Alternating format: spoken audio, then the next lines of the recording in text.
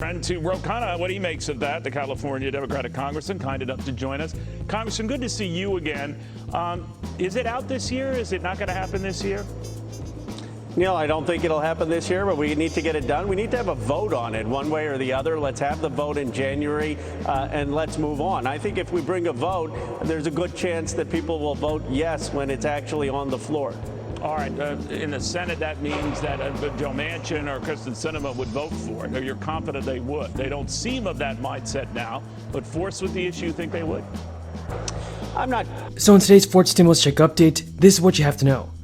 President Biden wants to make new changes that will benefit Social Security beneficiaries. And applying for Social Security benefits can be a complicated process, and now President Biden wants to make it easier. This week, the president signed an executive order to streamline processes for Americans to apply for services and benefits at 17 federal agencies. Joe Biden said for millions of people who retire each year, you should be able to apply for a Social Security benefit without needing to go to a Social Security office. Other government services are also slated to be improved through new online tools, aimed at making it easier to file taxes or help Medicare enrollees access personalized information and expanded customer support. For Social Security, the effort comes as the federal agency has been tasked with switching much of its services online after the onset of the crisis. In-person office visits are now available by appointment only, provided applicants and beneficiaries meet certain requirements. And the transition has affected the federal agency's services, with some offices facing a significant backlog of traditional mail. Now, earlier this year, the government watchdog flagged concerns about the increased volume of mail handled by Social Security's field offices and the lack of formal processes to track it. The government agency does not know the exact volume of mail it is processing, which makes it difficult to properly adjust staffing levels.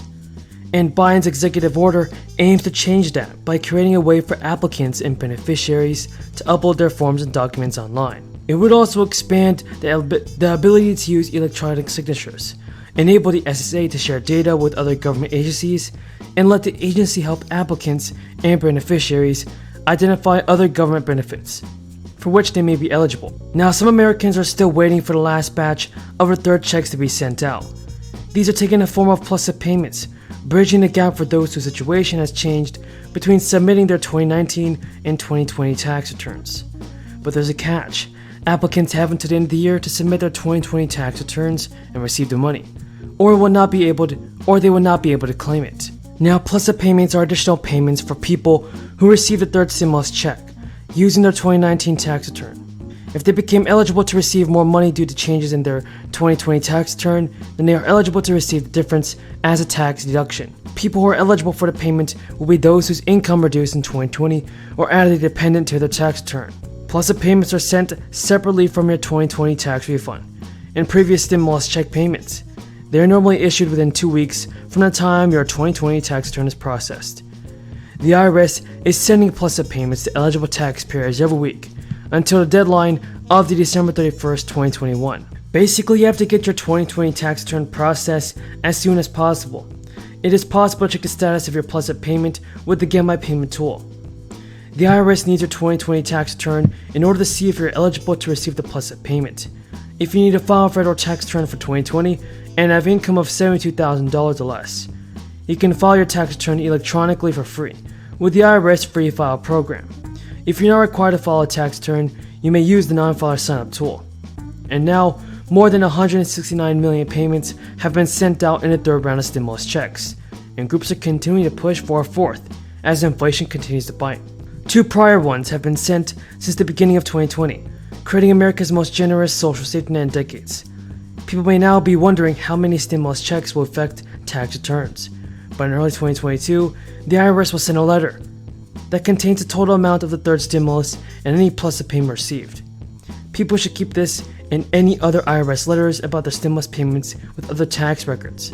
Individuals can also log in their IRS online account to securely access their economic impact payment amounts. Folks, according to the White House, Joe Biden just signed a bill raising the debt limit ceiling that Congress passed earlier this week. Congress voted to raise the national debt limit by $2.5 trillion and extend it into 2023, after lawmakers raced to avert a catastrophic default ahead of a critical midweek deadline. The Senate moved to pass legislation to increase the limit in a vote that fell along party lines, with a final tally of 50 to 49. Sorry for covering up this beautiful. It is truly incredible that the House-passed version of BBB would result in child care that is more expensive and less accessible. Chairman Burr has already, you're still chairman to me, has already talked about the fact that studies have shown that the new mandates that would be imposed would increase the cost of child care by $13,000, making it unaffordable. But there are also problems with the bill and its new mandates that would decrease access to child care. Let me tell you about Chrissy, who has been providing child care in rural Maine in Somerset County for 21 years. When she heard about all of the new mandates that she would have to meet under the BBB bill, she told me there is no way that my child care based in my home could possibly survive. In addition, we have heard from faith-based organizations who have said that the new requirements would force them to close their doors in many cases. And that is critical because approximately half of all child care slots are provided by faith-based organizations. So that's why we would have a severe access problem. There's another issue which Mitt Romney just touched on, and that is we have an existing program that is the Child Care Development Block Grant Program. It is a bipartisan program. It has existed for years. The last time it was reauthorized in 2014, it passed with 88 votes.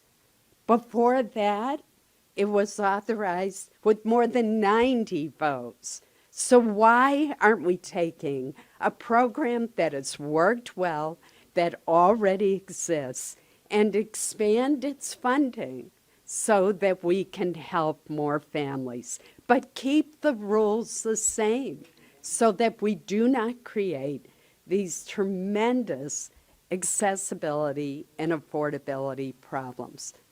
That's the answer, to take the existing program